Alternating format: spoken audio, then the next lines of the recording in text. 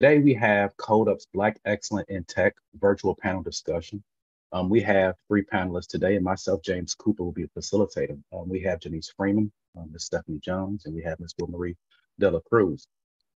If you all could, let's just go around and let's begin to introduce yourselves, say your name again, tell us your relationship to Codeup. And the question is, what part of your identity that's not traditional to Black culture? Janice, would you mind kicking us off? Sure. Yeah. Hey, everyone. So again, my name is Janice Freeman. I am actually the student experience specialist here at Codeup. And as I ponder this question, so personally, I believe, I'm a Black woman through and through. I believe as Black people, we can do all things and do everything that it is that we want to do. So when I think about this question, I thought about it in a way as what was not traditional to us, what was not available to us, what is something new and outside of our culture or our norms. And so for me, I immediately thought education. So I'm a first generation, and I'm also the first in my family to pursue a doctoral degree.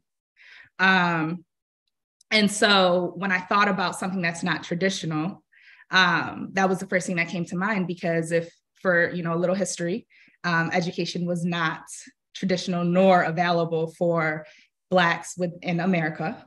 If you want to go all the way back to just in 1960, when Ruby Bridges was going into kindergarten, first grade, and into an all-white school to help with desegregation.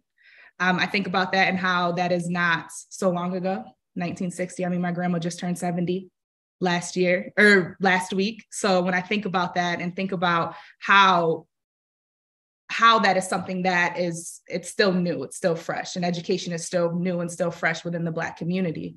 And so to me, that is something that I feel is becoming more traditional as more people, more Black men and Black women are actually going into higher education and pursuing more advanced degrees.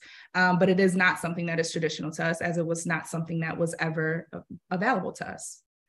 So that was my first thought. I really appreciate that. Well, Marie, let's start with you. So introduction on terms of your name, relationship to Codeup, and what's a part of your identity that's not traditional to Black culture? Well, Marie Dela Cruz. I am a current student at Codeup to be a web developer by next month. And I say gonna have two things. First, one of the things that is not traditional about me is I don't like mac and cheese. I'm just gonna say that. But truly, I think one of the things that I would say is non-traditional about me, I know there's like a lot of, is that I am the first in my family to serve in the military. And that was a huge leap for us. Like in my family, like there's a lot of struggles to I feel like there's a lot of opinions towards Black people serving in the military. And though there are people that come from generations that do it very often, there's still a large portion of the community that doesn't agree with it for, this reason or another, or, our history of being second class citizens, or just the previous things that just come along with it, or how we were forced into it previously. And that was one of the things that I think set me apart as when I walked into the field. And not only that, but I also joined the IT field in the military, which I was like the only Black woman in my section for over 4 years. So it was kind of a different experience, and it's not the easiest experience, but it's non-traditional for me. So I want to take a pause, and I want to celebrate Will Marie for bringing this out here. Like, there are a lot of people within the Black community that refuse to believe that macaroni and cheese is a great dish. So I do appreciate you sharing that. And also alongside of that, I'm originally from Chicago. So before I moved to San Antonio, military was not a part of my language, not a part of my understanding. And I think it's a lot of relationship to Black experience in terms of the Vietnam War. And so there were a lot of people that told me as well, James, don't go to the military. That is not for Black men. So be careful. So I appreciate you sharing that as well. So close us out, Stephanie. So your relationship to Codeup, and what's a part of your identity that's not traditional to Black culture? So I'm an alumni of Codeup's data science program. I completed the program last March as a part of the Hopper cohort. And this is a tricky question, even the idea of something being traditional to Black culture. And to me, it makes me think about all of the limitations that are placed on Black people and how we can be put into this box, this limiting box of what is or what isn't Black. And it makes me think of the way that I grew up. And like my mother, who was a Jersey girl by way of DC, who eventually moved to Virginia, who was Black through and through, unapologetically Black, but she was also free-spirited. And you couldn't tell her what was and was not Black. And there were things that she did where people would make fun of her, like that's not what Black people do. And she stood in it. Like you see a Black person doing it, so it is what Black people do. And one thing that comes to mind is she bought us all these bikes. Like we would go on family biking trips and they would be like long bike rides. And it makes me think of like that intro from Family Matters. And people would joke on her or give her a hard time. Like that's Black people don't do that. And she did it. And it makes me think of like as an adult, it can be so easy when you don't see yourself in a space, you don't see yourself represented, or it's very limited representation, to put these limiting beliefs. I can't do that, or I can't see myself doing that, where I didn't have as much of that because I got that free spiritedness from her. When I was in the military, I did a lot of outdoor stuff, whitewater rafting. Like I was the Black girl on the ski slopes and I was going to figure it out and it was going to be natural to me. Like I belonged here. I tried vegan for a little bit and all of these different things that were not traditionally Black. It's not what Black people do. And it's like, no, this is what I do. And I'm Black. So like my mother, I was able to carve out my own identity and definition of Blackness for myself and not that limiting Black box. No, appreciate that. And so I apologize. Since you mentioned like Family Matters, the theme song was playing in my head like as you were finishing your conversation. So I was distracted in that way. But I think it's kind of interesting, right? You didn't use the word access, right? But I think when you think about tradition, right, it's like what did Black people have access to? And so for even myself, I join you on this outdoors journey. I cycle, I ride bikes as well. And so I have a $6,000 road bike. My bike costs $6,000, right? I ride 4,500 miles to 6,000 miles a year. And the constant joke that I get from my friends is, James, you're the only Black person I know who rides bike. Who do you think you are, Lance Armstrong? But the question is, it's deeply rooted because in most cases, how many people do you know have disposable income to buy a $6,000 road bike, right? And you think about opportunities that Black people are historically left out of. It's because we don't have access financially or information or people to help us get into those spaces. So I really appreciate your perspective on this. Let's do this. And so Will Marie, I have a question number 2 I want to kick off, and I want to start with you. How has your identity impacted your professional journey? Share one significant piece of a story of the professional journey that resonates with you regarding your identity. I think back to the military aspect, like I mentioned earlier, I was the only woman in my unit, I was in my unit for like 4 years. And in those years, there was literally, when we were overseas, there was only 2 Black women in the whole unit, and I think like there was just this box that I was always having to break out of all the time. There was like these expectations that I felt like were constantly put on me, or they were just expecting me to be a certain way because of this idea of what they thought Black women were like. And I'm originally from Minnesota, so I moved to Minnesota. I just moved to Texas from Minnesota, and kind of the demographic that lives in Minnesota. And I think it was kind of hard, like just being me, trying to show them like I'm not what you think I am. Even when people met me, they never assumed I was the IT person. When they saw me at the front desk, they were confused. They were like, oh, I want to talk to somebody else. And I had to have my sergeant go and send them back to me because I was the most qualified. Or he'd be like, no, she knows what she's doing. And there was like this constant like reassurance of like my capacity all the time. And it was kind of a hard place to break into. Like it was hard for me to grow and develop in the IT field when there wasn't a space for me. there was another woman that looked like me. I didn't have a woman to look up to and talk to. I couldn't I had to forge the path for the place that I needed to be and how I got the access to the things that I wanted to do, like the things that I wanted to pursue, like going on and like having to break molds out of people, other people, not myself only, but molds out of people, because how she was saying, like, Black people don't do this things, they don't do that thing due to the lack of access of things. And like, now that I do have the access, like, how do I make a space for other people to feel like they can come into this space? And I think, like, as being military woman and then the only woman in the field in an area for a long time, there was like a path that I needed to forge. And I think, like, just knowing, like, you know what, at the end of the day, like, there's nobody to look up to. So you're going to have to set the standard for things, and you're going to have to like remold people to understand, like, whatever view that they have, like, of what black people in general, not only just Black women, Black people in general, do or they don't do. You're going to have to change them by setting a standard, setting a place, setting a limit to like what they think. And I was like, and it's not even about them, but it's like, I know, like, where my family comes from, the things that they do, the sacrifices that they made, so that I can have that space and I can set the tone for this space, for the future Black people that are going to stand there and, keep going forward. What, Marie, it's kind of interesting. Recently we had a call with an employer, and one of our students, she identifies as a female, asked a question about diversity and what's the company's relationship to diversity and what's the onboarding process. And what I heard was exactly what you just shared, right? Stepping into a space that's not traditionally led by women, like, what is the onboarding experience is like? Who can I look to for a mentor? Who's going to help me guide? Who's going to help guide me through this process from the same lens that I can share?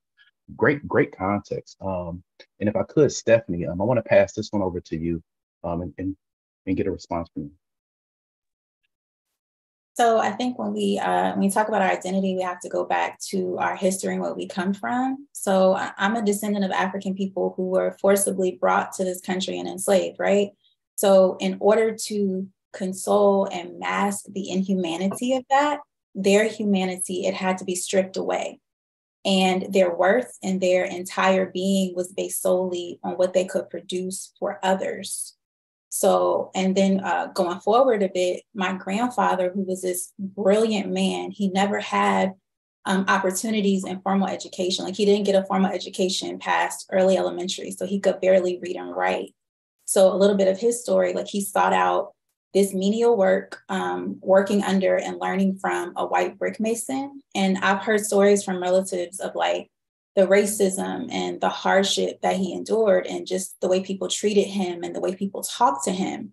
But the way he moved, where he kept his head down and he was laser focused on just learning as much as he could. And he got really, really good to the point where he ended up going into work for himself. And I've heard stories of our town's fire department and rescue squad and the regional airport and all these different homes in our community, including the home he built for his own family that he built the foundation for through his business.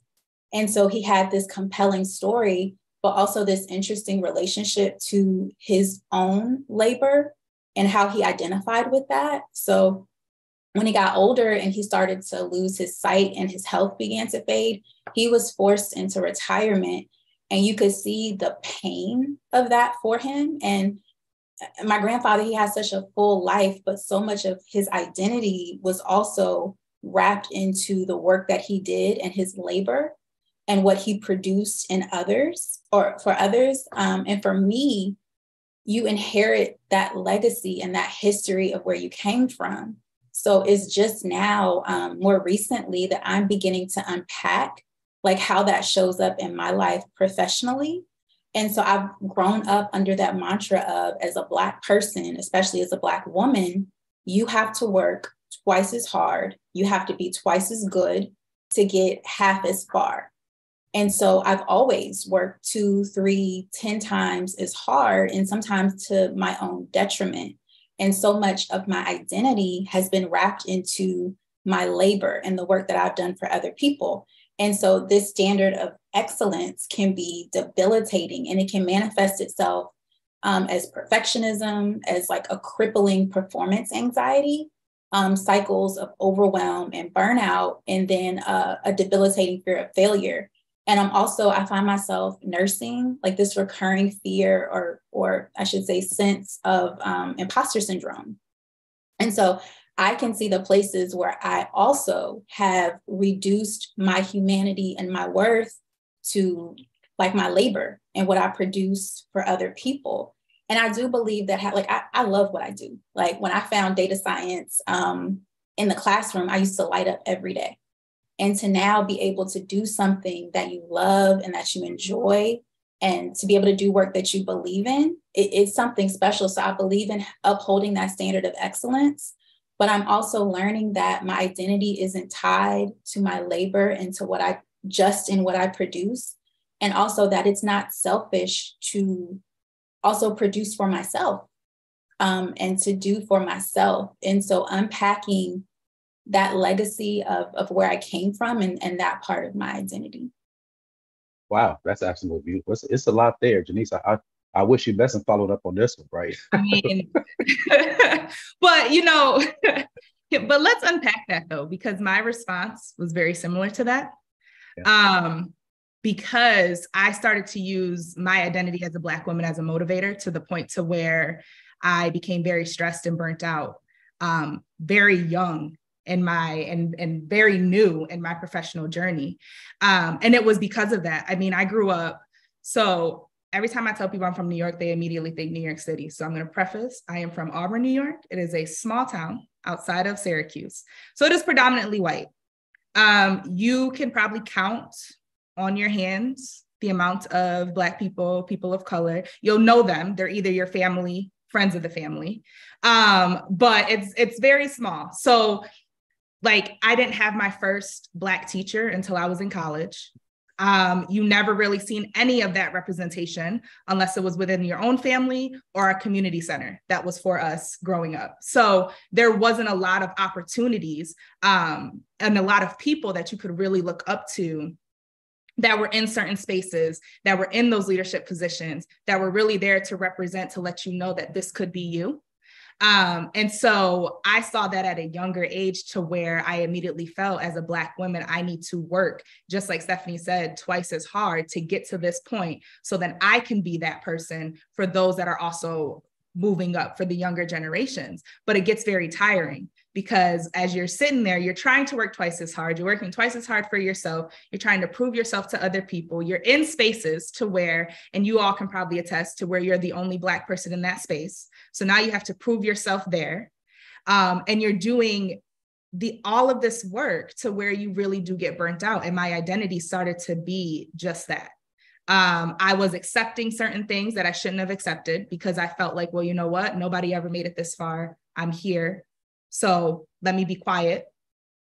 Let me allow them. I've been in spaces to where the microaggressions were very loud. I've been in spaces to where the bias was very loud. And at a younger age, having to sit there and really just take a step back and allow it to happen, because I felt like I needed to get to this point. So not only is it physically exhausting, it's mentally and emotionally exhausting when you're trying to put yourself out there, when you're trying to work twice as hard just to prove who you are, and to prove that you belong. It became really, really difficult. I think it wasn't until maybe a few years ago to where I started to really put myself first, and started to break that. I started to figure out, you know what? There are spaces out there that are welcoming for us. There are spaces out there, whether we're entering into a space or whether we're creating our own, to where I can then excel, to where I can be 100% me, to where I don't have to be exhausted to turn off the switch to please everybody else or to make everybody else feel comfortable.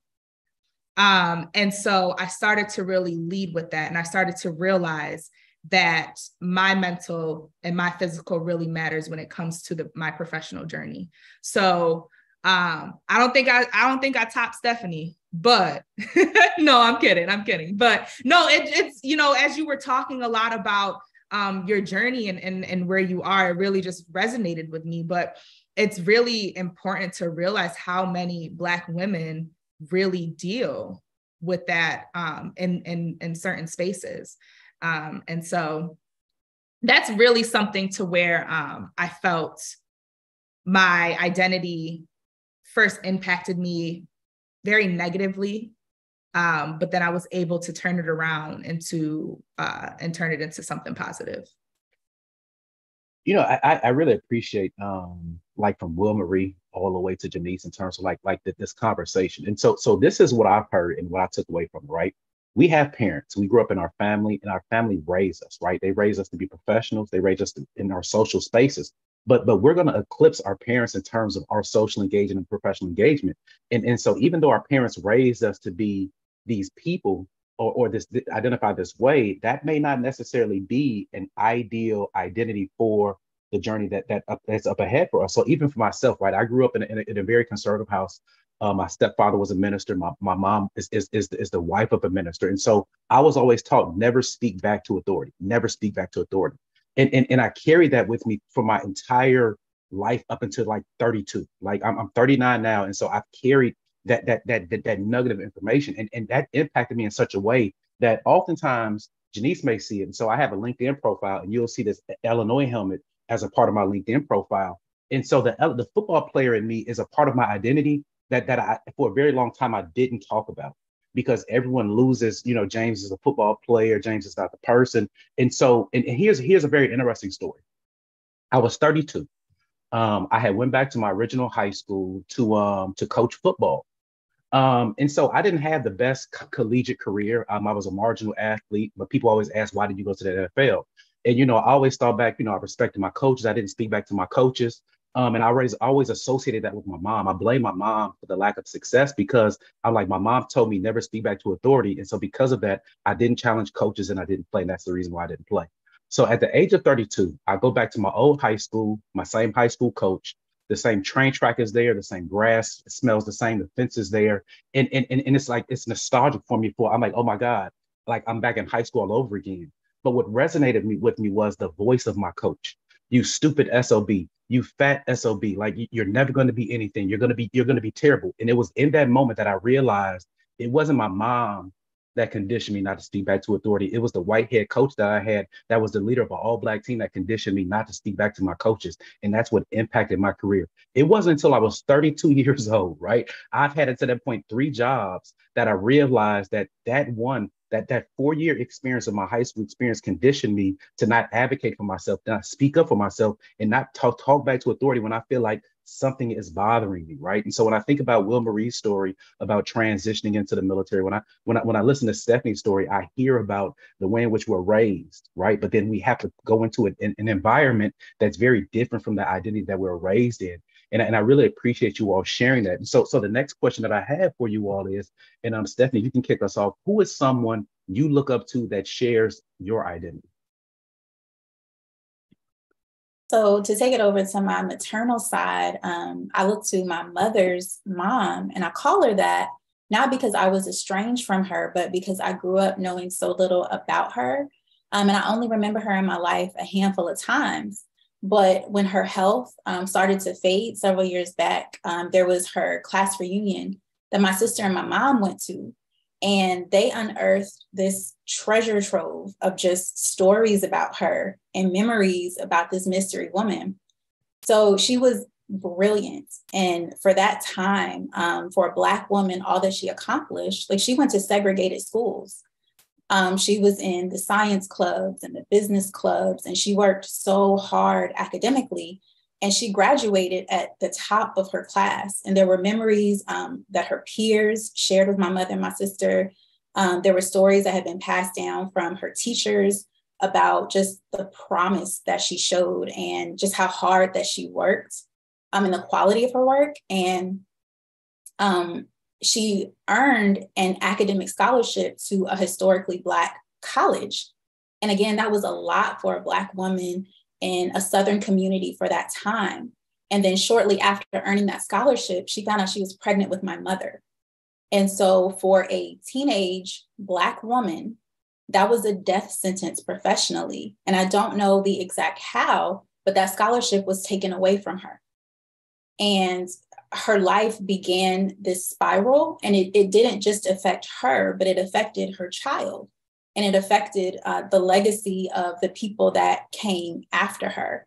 And so much of what she worked for was just taken away, and the trajectory of her life that impacted that so much.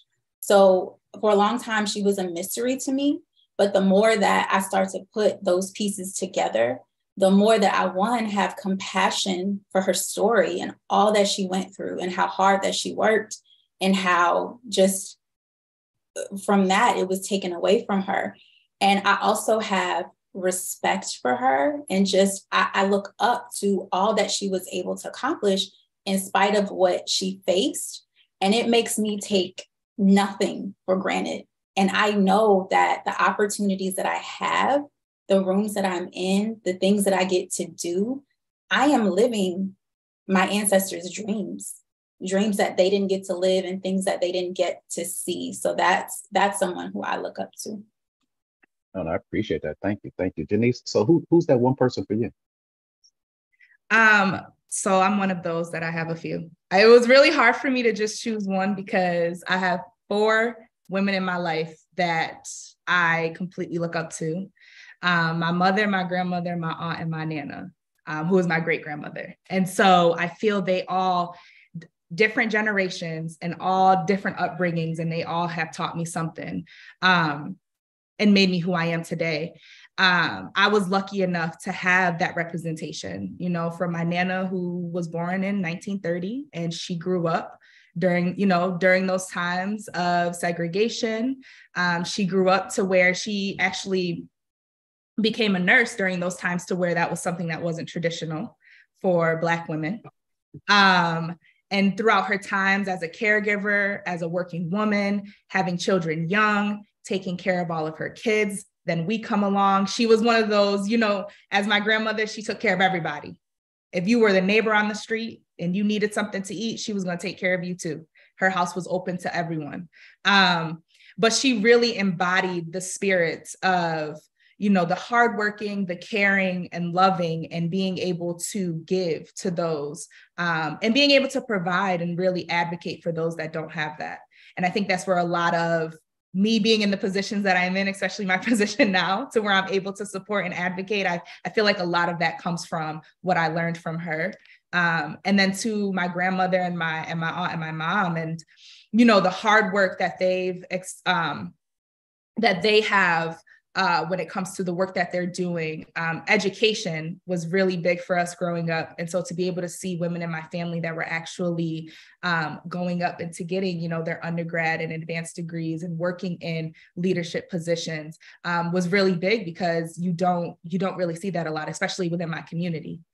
It wasn't something that you really saw. And so to be able to have that so close to home was really helpful on my journey, and to get me to where I am today. And so I would have to say, I would have to say those 4 women are really who I look up to, who really have helped shape my journey.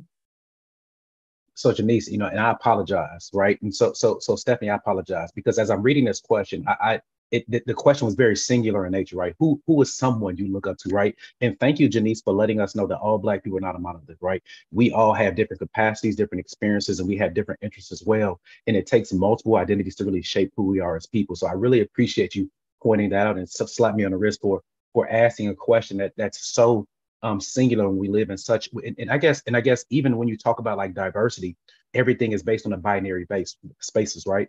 Are you Black? Are you a woman? Are you Black? You're male, right? And so thank you once again for Janice for pointing that out. And so Will Marie, if you could go ahead and close us out. And so who is that someone, or who are those people you look up to that who shares the same identity as you?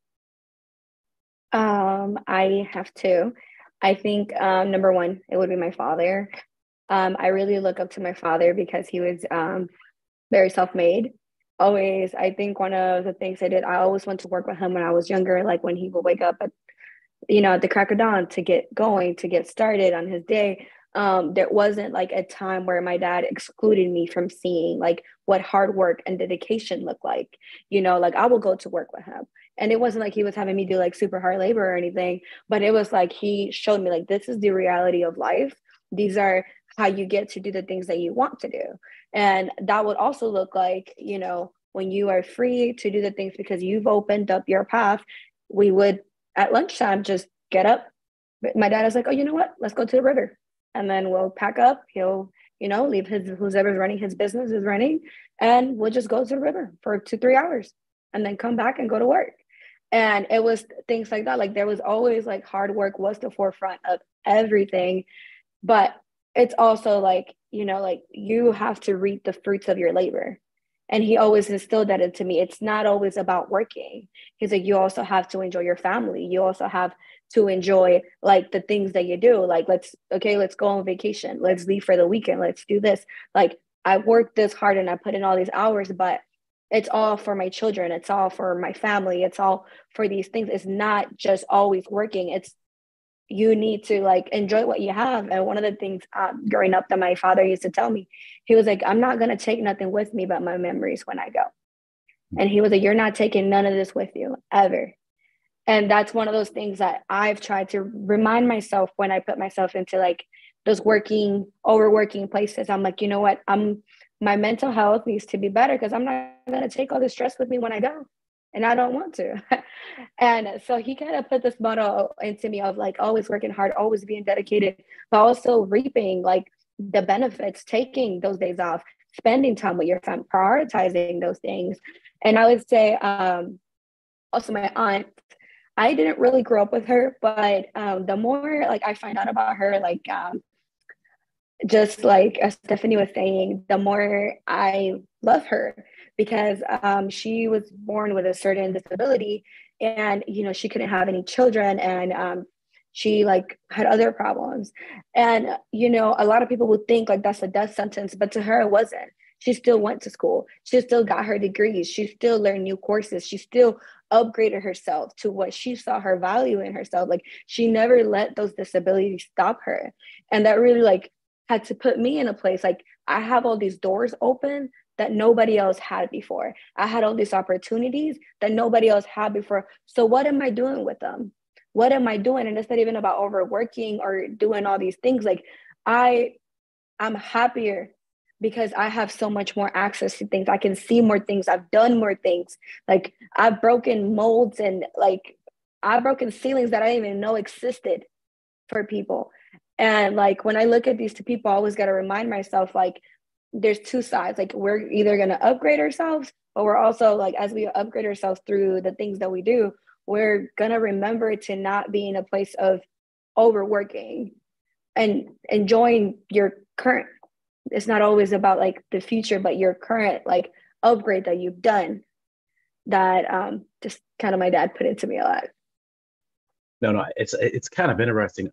So I really appreciate that. One thing that stuck out to me was there's a very famous individual. His name is William C. Davis. He was a notable scientist at he worked at St. Philip's College locally in San Antonio. He's the brother of Ozzie Davis, the famous actor. And so there's a quote in the science building at St. Philip's that says, "Everything I have, I lost. Everything that I gave, I have," right? And I think about that to of what you just literally shared, right? That's exactly what you shared. So the information that I carry, right, carries on if I pass it down. But if I keep it to myself, it dies with me. And I appreciate that. Stephanie, so I want to come back to you for this question, right? Because I kind of pigeonholed you in talking about one person. Is there anyone else outside of the person that you met that really helps you in terms of the shaping of your identity? There's so many people. I am the product of people who have poured into me. I'm the product of my father, who inherited that work ethic of my grandfather, who just carried himself with this quiet integrity. Like my father is a man of few words, but his actions have always been so impactful. And so watching that and being able to grow up around that, kind of like Janice was saying, I believe her grandmother, she wasn't just your grandmother. She was like the neighborhood grandmother. My father, if you didn't have a father, quietly step in, you need help throwing a football, you're trying to get on a team, and he would just be that person. Teachers throughout I grew up like a mediocre student. And I remember that pivotal moment, like we all have that teacher who like ignited my love for math. Like I went from a mediocre C-ish student to like, I would get excited, those long functions that take up the whole paper, and how that laid the foundation for the things that I do now. It's too many people to name, but I'm literally the product of all the people who took time and who poured into me. No, appreciate that. Thank you for so much for that, and I apologize once again. So Janice, I'm gonna come to you with this next question. If you can kick us off, but I want to set it up with some context. So when I first came to San Antonio, I worked at St. Philip's College, and this is where the context come from. I was a project coordinator to train the entire campus, faculty, staff, students, even law enforcement, on gender equality for women. So I find myself talking about sexual assault, rape as it impacts women in general. So here I am as a Black man leading these conversations on campus. And so as I'm in this space, I'm taking this deep dive. And what I realized is Black men often get in the way of Black women. And I never really realized that until like being on this journey in terms of how we stop the progression and development of Black women. And so I want to talk about Shirley Chisholm, right? So Shirley Chisholm is one of the most notable Black figures in American history, right? She was the first woman to run for presidential election, and that was in 1972. Shirley Chisholm is the architect of what we know as the feminist movement today, but her relationship to that got lost because of Gloria Steinem, who went on to become one of the greatest creators of Women's Magazine, and she has fights with male chauvinists, male patriarchs, in terms of the relationship that women have within the media market. But the root of her basis of her argument was based on Shirley Chisholm, a Black woman. At the exact same time, Shirley Chisholm was the leader of, or one of the leaders for, the civil rights movement of Black people. And so she created like foundational frameworks for the 1972 election. Now, keep in mind, Martin Luther King Jr. died in 1968. And so the leader of the Black community at that time, we didn't have one. And so you had this woman, Shirley Chisholm, positioning herself to run for president. And as she puts her name into candidacy, right, she has the women on one side, she has men and Black men on the other side. Do you know of both groups, neither one of them supported Shirley Chisholm for president? Both groups supported a white male. And so as I set this question up for you, Janice, I want to ask you about our experience are shaped by not just one identity we hold, as you alluded to earlier, but the intersectionality of a lot of identities, right? But what does intersectionality mean to you, and how has it impacted your professional journey? But I don't want you to focus on your relationship to intersectionality. I want to focus on how intersectionality has impacted your progress as a person. I think that's a really good question. As you know, speaking a little bit about Shirley Chisholm and everything that she had went through, I think, and I know Stephanie and Will Marie probably could agree, that there has been times within your role, or any time or moment within your professional journey where you had to take the back seat to somebody, whether it was a white woman, a white male, a Black man, anybody, you had to take that back seat. I think for me, thinking about that, I've been in situations to where I had to put myself on hold, or I had to take the backseat to my coworker, or where I had to remove myself from a situation because I was either being overlooked, because I was a Black woman in that space. I think intersectionality is it's important to have, the diversity and the difference and that inclusion and all of that within a space. However, you also have to be respectful of everyone that is there. And I think that if a lot of that comes from being open-minded, being able to have those conversations, being able to understand those that are in the room, being able to create those spaces for people to be able to feel welcomed and be and come into those rooms. And so within the journey that I have one that kind of resonated with me when I was thinking a little bit about it. So I used to work as a community development specialist. And so I worked in about 7 different counties in like the central region of New York State. So there's like 13 counties and I was in like 7 of them. And some of them and it was a mix. So very urban, suburban, and rural. And I remember going to my first rural county that I had to work in. This is my first time fresh out of college. my first professional job that I had. And I remember my boss pulling me aside, and he kept it very real with me. He was a white male. And he said, Janice, you're going to walk into this space and you might feel a little unwelcomed, because they were still living in a different time than everybody else. And there was not Black people. And if so, there was not many Black people within that county. It was like one of those spaces where there was like one street type of community. And so I remember him pulling me aside, and I didn't think anything of it. I was like, okay, understandable. I've been in spaces to where I felt, it wasn't something that was new. And I remember going into those spaces, and my coworker and I were in there, and the looks that I immediately received. We're doing training and development, so we're teaching them how to do their job. And they're stakeholders. So they're sitting in, we have the police department there, we have mental health there, we have teachers there, healthcare is there. So they're very much stakeholders that sit in very high leadership positions.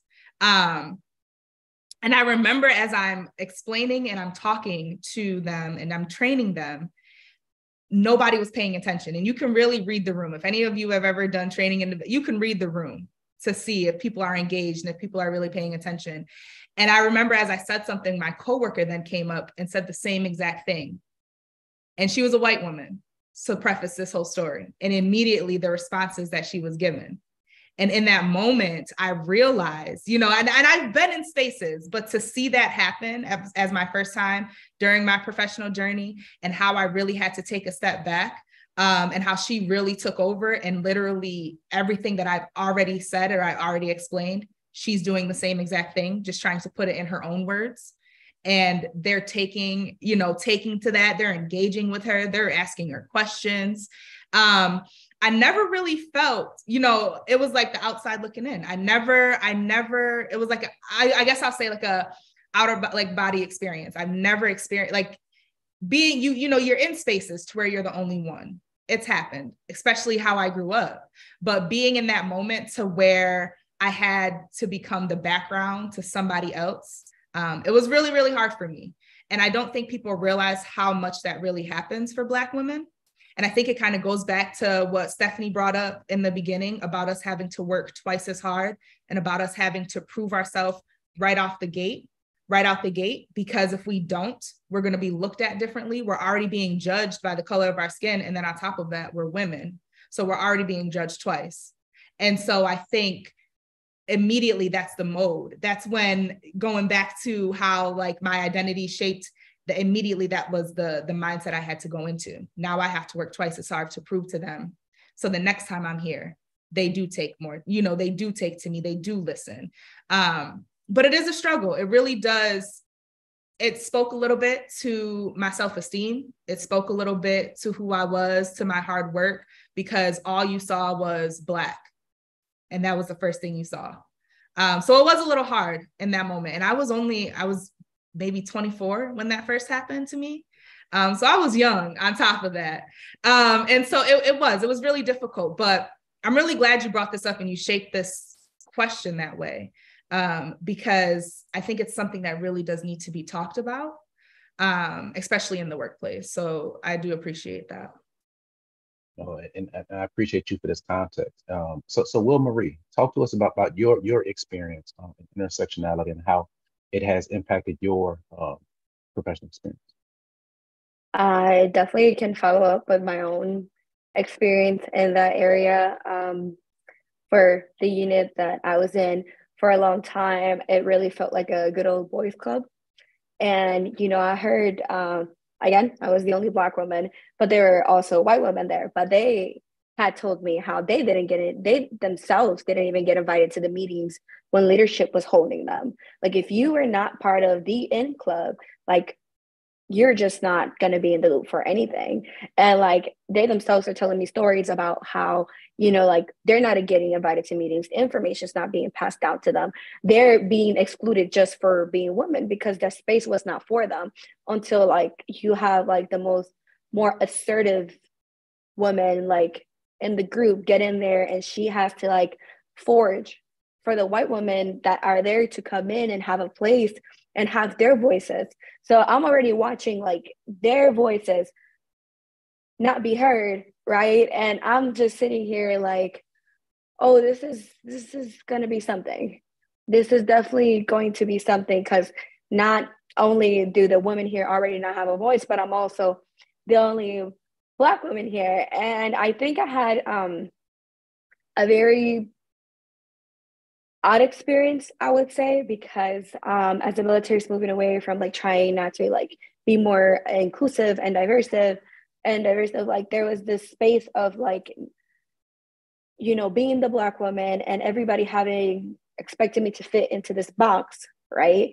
But them also not wanting to tell me anything or correct me or help me and fix me when I was doing the wrong things, because they didn't want to be perceived like they're offending me or they're saying something to me that wasn't right, you know? So they, like, a lot of times I felt like people were watching out more for their image than in the interest of developing me as a person. And when I was working, like, you know, it's all, again, it's a good old boys club. Like they're all, you know, they're used to doing their thing, and the like officers and higher ranking people. And when they walk into our office, you know, nobody expects the IT person to be like this little 5'3" Black girl in the front desk. Like when people think of IT, they don't think about people that look like me, you know? So they're walking into there, and I literally, time after time, when I tried to help people, they would not listen to me. They would literally be like, oh, can I talk to somebody else? Immediately, like, would not give me a chance, would not let me help them. And like, it took me to understand, like, I cannot water myself down. I was like, I can only do what I know how to do. So I am not going to try to like overstep and burn myself out. And I had to like make a decision for myself. I was like, you know what? You're not being respected. You're not being taken serious. So the people that know your capabilities, they're just going to have to speak for you. And I had to watch like consistently, like my sergeant, every time an officer came in and they didn't want to talk to me, my sergeant will reroute them back to me. I said, like, she can do it. She can help you, you know? And it was like, and I could see the discomfort in their face. I could see the discomfort of me trying to guide them and tell them how to do things, or me explaining things to them, because now they were being forced to listen to me. Now somebody else had to put them in that position. And it was very uncomfortable, but eventually I just had to make peace with it. And I was like, I cannot change your perception. I cannot change the way that you view me. I can only give you what I have. And eventually, people started working with me, started knowing me, and they finally gave me a try. But I knew like their rejection was consistent. And I was like, and that wears at you. That truly wears at you when you're constantly being rejected for things that you cannot control. I'm like, I can do what he can do. I can do what anybody can do. I can do it 3 times fold if you really ask me to. But to constantly be met with rejection, with bias, and you're just there like feeling yourself being worn and worn and worn, and you're just like, you know what, like, it's okay. It's okay. It's okay. This, and like to try not to be affected by like the constant rejection of you for something that you can't even control. Because I can say, like, I'm pretty realistic. If I can't do something, I'll tell you. I'll be the first time to be like, you know what? That's outside of my limits. That's outside of my scope. I can see what I can do. But like, to not even be given a chance, or just like be discarded just for existing, it's just such a tough thing to continuously like come to peace with within yourself. No, thank you for that, Will Marie. I'm going to take a quick pivot. Stefan, you talked to us about the multitude of experiences that you had, but you really, like, you lit up when you talked about your love for data science, right? And so I want to ask you this question. If you were you completely unfamiliar with tech before getting into the tech space? I was light familiarity, but it always seemed like something that was way up here, like something that was abstract, that was beyond me. Alexa, Siri, all of them, that was not my lane. But I've always been a creative. I've always been a builder. I think I tried to learn, but I never really knew where to start. I didn't understand the opportunities in it. I really discovered data science. Like, I stumbled onto it. I moonlighted as a COVID homeschool teacher. So my son's first year of school was during COVID. So I'm working, and I was grateful to be able to work from home in my former job. But I was teaching him. And so I'm a big nerd. Like, I didn't like school, but I've always loved learning. So it was actually enjoyable for me once I got past the stress and anxiety of it. So we had a whole homeschool setup. I was ordering books, and one of the books that I ordered for him, it was like a computer science for kids book. And so one of the sections in that book, it broke down tech into these different career paths. And one of the career paths was data science. And maybe I've heard of like decision science or something like that before, but I had never heard of the different job titles and to understand specifically what that was, or even that it was a field within tech. And from the moment I saw it, I didn't know how I was going to get there, but I was like, I think this is it. I've spent my whole life just having to figure things out and solve problems and to make decisions with data. I worked under a captain when I was in the military that, like, she operated 20 different programs from an Excel spreadsheet. So I learned things that I never knew Excel could do. And so it was that was foundational for me. And it brought together so many different things from my past. Like, I majored in history undergrad. I'm a huge art nerd. Again, I love building things that I thought were completely unrelated that came together in data science. So I went to a local meetup, and I was taking it piece by piece. Again, I didn't see the full path of how I would get there, but I looked up some tutorials online. I found a community here, a local data science community. When I got to the meetup, there was no one there that looked like me. And I remember I wanted to turn around and I wanted to go home. People weren't rude, but you weren't a part, like what Marie said, you weren't a part of the club. And so it took everything in me to find that boldness to just say, okay, I'm going to just find one or two people, strike up conversations, and then I'm gone. The second conversation I struck up, it was students who were about to graduate from Codeup, and they were talking about this data science program. And so that kind of began that path of me getting from discovering data science to now working in the field. Thank you. Thank you. I greatly appreciate that. So Janice, you are essentially like, you are the leader of student experience, right, at Codeup, right? Like we come to you for professional development. You give us great insight on the placement side. So from your experience, right, and you talked about being in learning development before coming to Codeup, and I mean, that's still your role here, right? It's just not titled that. Learning methods, right? Based on your experience, what are some things that we can do to encourage younger people and younger generations to see IT fields as fun and rewarding? Oh, I love that. So I think one of the main things is, it kind of goes back to that access. So a lot of the work that I used to do was basically creating access for high school, well, K through 12, mainly focused on high school students, to let them know that there are a lot of things that they can get into. There are a lot more positions out there. There are a lot of jobs out there. And I think that's one of the things, is talking about it and having that conversation and showing them that there are different positions. And if we're talking, when we're talking tech, there are different positions within the tech field. There are different things that you can get into, different types of companies that you could work for. But I think the initial start is to have that conversation. And to create that access, because sometimes a lot of students don't have that.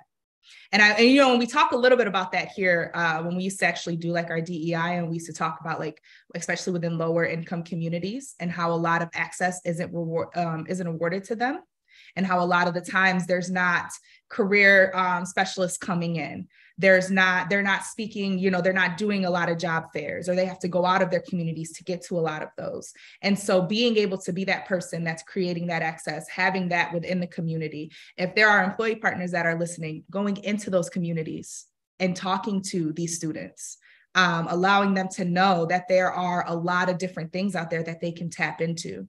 And that higher education, it's great. Higher education is great, and I advocate for that. But there are other avenues that you could also go, from career accelerators, workforce development, trade schools, online programs. That there's a lot of things out there. So I think the first start is to really creating that access.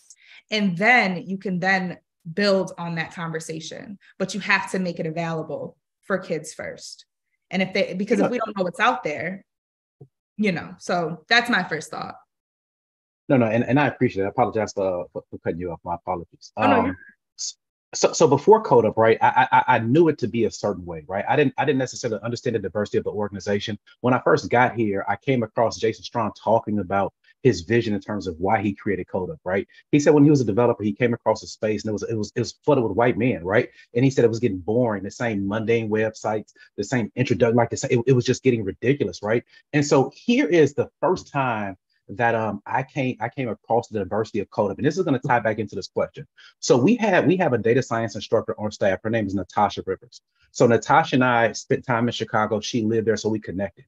And one thing that was so beautiful about talking to Natasha is her interpretation of data science. I'd never heard it articulated that way. I've never heard it introduced that way, but the way in which she consumed the information and regurgitated it back to me, I was totally mind blown. And I associate that with the diversity of this person. So Natasha identifies as a Black woman and she works at Codeup. And I really want to say thank you to Natasha for really helping me understand how important diversity matters when it comes to being in IT, and specifically as a Black woman as well. And so if you could, Will Marie, what are some thoughts and ideas you have about helping the younger generation see the complexity, not necessarily the complexities, but the fun and exciting ways and rewarding ways that we can embark on IT?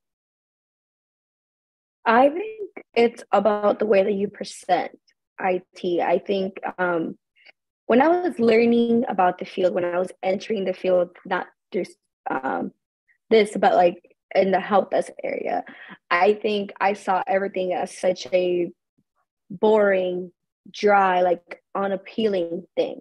Like it's just this big book of information, and you need to know what's in this big book, and you need to know the things. There was not really anything applicable. There wasn't nothing personal. There wasn't nothing that was just like that made me want to put myself in the room with that and figure out what it was. And I think it really has to do with how you present those things. Like, I think a lot of people, when they think about IT, they think about computers and they think about the problems that computers have, right? And like, oh, my computer's not working, my printer's not working, like this and that. But I think truly, like for a younger generation, like if somebody would have introduced IT to me as like this is a door, and when you walk through this door, you're gonna be able to do 10,000 different things, and it's up to you which one you choose. But you can do whatever you want when you cross this door, but you have to go through the door first. And like, when it comes to like I said, like a lot of times people like see IT and they don't think of what we look like. They don't think about that, or they think like, how about this big nerdy guy in the back with like glasses and tape right here, and you're like, yeah, like that's what they think. They don't understand like there's not like an evolution to the character of a developer yet. A developer is still being somebody that sits in the back and is awkward.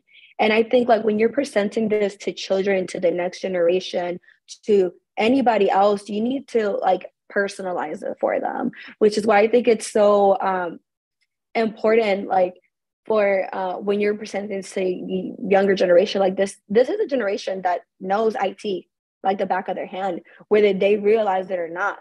And I think a lot of people have to like remind, like, you already know what you're doing. You already like, for example, like I grew up when MySpace was around, right? And like, you could customize I was already writing HTML, and I didn't even know that was a skill I was doing because I was customizing my MySpace, and it's like, you already have these skills, you're already capable because you're already learning how to do these things.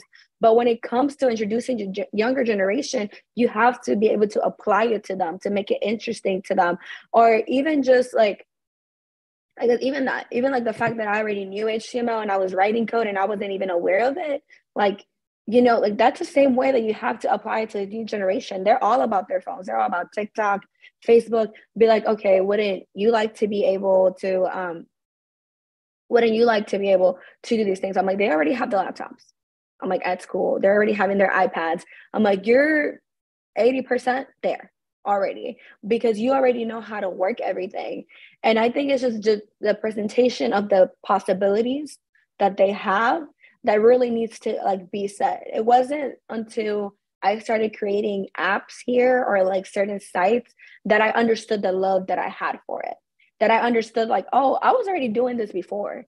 I just, didn't understand how applicable it was, because when it was presented to me the first time, it was for MySpace. It was for my SpongeBob background. It was for my playlist. It was like my top 5, and I think when people truly learn how to like make it applicable to younger generation that is already IT, like they're already growing in it, like just show them the different path. Like, it's not nerdy, it's not geeky, it's just livelihood. It's expressing yourself in a different way than what, usually, sports or music is. This is a different form of expression that you can build, that you can touch, that you can do. So appreciate that. And so we're coming close on time. And so this is a very heavy conversation. I want to leave you all with this last question, right? And so back when I was delivering conversation around like sexual assault and violence against women, there was a Twitter string, and the question they asked is that they asked to all women, men, you cannot reply. If men had a curfew at 9 p.m., what would you do, right? And women would say, I would go running with headphones on. It wouldn't have to worry about anything, right? So now I want to pivot this question, right? And let's talk about code switching, right? For me, I have a rap playlist that I listen to every single morning. And the worst experience for me is when I have to end my rap playlist and walk into the workplace, right? I completely hate it. So my question to you, right? Code switching in professional spaces. In a perfect world, if you didn't have to code switch, what would that experience look like for you in the workplace?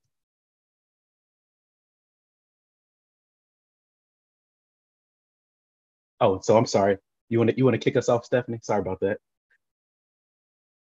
So code switching, that's a term that I only heard of in the past maybe 5 or 10 years. I've been doing it my whole life. It's just a matter of adaptation and survival. You become who you need to be. And so I'm actually trying to unlearn code switching because I see the impact that it can have and how it's affected me both personally and professionally.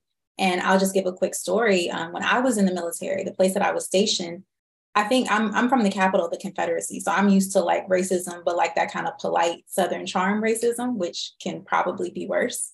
The place where I was stationed, the racism was very overt. So when we would go off base, the way we were talked to, the way we were treated, it kind of blew my mind a little bit. Like they are so forward with it. And it affects you mentally and in so many other different ways. But when I went off base with my uniform on, because as racist as this community was, they loved military. And I had the same Black skin, but it was in a uniform. And so I was respected. I was honored in a way that almost felt uncomfortable. I was constantly being thanked for my service.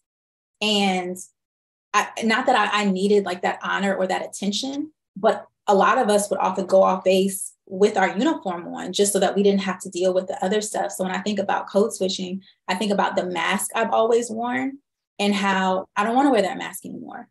I want to show up as my authentic self. And I'm constantly reminding myself, you are enough. Like my mentor, we have constant conversations and she pours into me. You are enough. Like, show up as your full self, take up space, advocate for yourself, and speak up. So in a perfect world, I would take that mask off and I would throw it away and I would never see it again. Wow, that's heavy. That's heavy. That is heavy. Will Marie, talk to us about in a perfect world, if you didn't have to code switch, what would your professional experience look like? I think I would be able to be more of my authentic self if I didn't have to code switch, because code switch is not only limited to the way that you talk, but the things that you listen to, the things that other people, it's almost in a way like this encapsulation of your personality. Because when you are in a space, I can't like listen to the rap music that I want to listen to. I can't listen to certain lyrics and certain songs. I have to like limit myself. And I think like I would like to like break that off. Like I want to feel comfortable saying this certain things. I want to feel comfortable listening to certain things, talking about certain topics. Because truly code switch is an encapsulation of our person. And it affects just so much more than just like the way that we talk. And I mean, ideally, I want to be able to, say the things that I want to say in the way that I want to say them.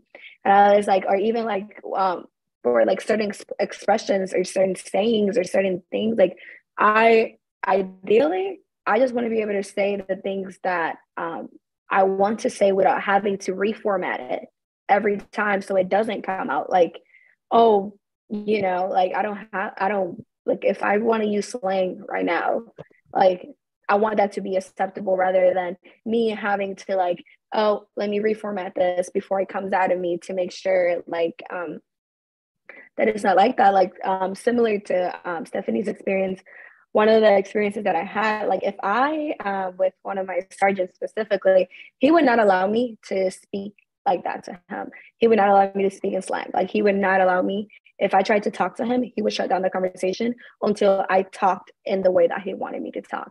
And it was very frustrating because it was putting me in that box. And I'm like, in the perfect world, I want to be able to express myself and not have to like configure it for anybody else. In the perfect world, like I can listen to like my trap music or my rap songs and I can listen to these things and it's not gonna be like a side eye. It's not gonna be like stereotypical. It's not gonna feel like negative connotations are attached to it. No, appreciate that. And so, Janice, would you go ahead and just close us out? Ideally, right? If you didn't have to code switch, what would your professional experience look like? Yeah, so can I preface real quick? So I just want to say to everyone, because everybody code switch in some way, especially in the professional setting, right? I like to think for Black women, though, our code switching is completely different. So it's not just the way that we speak. It's the way that it's down to our nonverbal cues we have to watch sometimes, because if they look at us and they think, oh, are you angry? Is something wrong? Immediately, right? The tone of our voice, we have to watch. I can't tell you how many times I could speak just like this and somebody felt I was coming off aggressive to them. So then I have to take a step back and like, okay, let me watch my tone. To the way that we dress, to the way we do our hair, which is a whole other topic that we do not have time for. However, I remember there was a long time to where I would not wear braids in the workplace. I would not come in with long braids in the workplace. I would not come in with my fro in the workplace. My hair was straight. It was black. I wasn't putting any colors in it. You know, and I think a lot of people don't realize when we get up in the morning, we really have to think about certain things when we're stepping into an environment where we are the only ones there. So in an ideal world, I wanted to lead with that because where I am now in my career, the only code switching I do is my professional communication. I am 100% myself. I come in with my nails. I come in with my hair. I come in with 100% who I am. I'm in the office playing Erykah Badu. I do not mind. I feel that for me, I'm in a world to where, and I think a lot of it is just from my experience into where I am, but it's tiring. It is really tiring to try to hold all of that in. And I got to a point to where I quickly knew if I was in an environment to where they forced me to be somebody that I wasn't, then that's not the place for me. And I left a place because of that. So I completely am, you know, the slang. I mean, I had to catch myself one time. I think I had a coworker, we were talking about something and I was like, period. And I had forgot that I was in the workplace and I really had to catch myself because it's like, you know, so with some of my, you know, the professional communication and some of it, the way I would talk to my homegirls and here in the workplace, I do watch that still. Ideally, I would love to be able to, you know, throw a little bit of slang in there and have a real down to earth conversation. But that's a little bit difficult sometimes in the workplace. But I think everything else that comes with Black women and when we have to code switch, I 100% had to let that go because it's very tiring to try to be somebody that you're not. Wow. I really enjoyed the conversation. I hope our listening audience did as well. Janice, greatly appreciate you and your effort in terms of being here, leading the conversation last year. You provided great framework for this conversation, so I greatly appreciate you. Stephanie, thank you for being a part of this. Your experience matters, your perspective matters, and you matter as well. So thank you again. And Will Marie, look forward to working with you. Thank you for choosing Codeup. Thank you for sharing with your experience as well. And thank you all. And that concludes our conversation for today. And once again, I greatly appreciate everyone on this conversation. Thanks a lot. Thank you.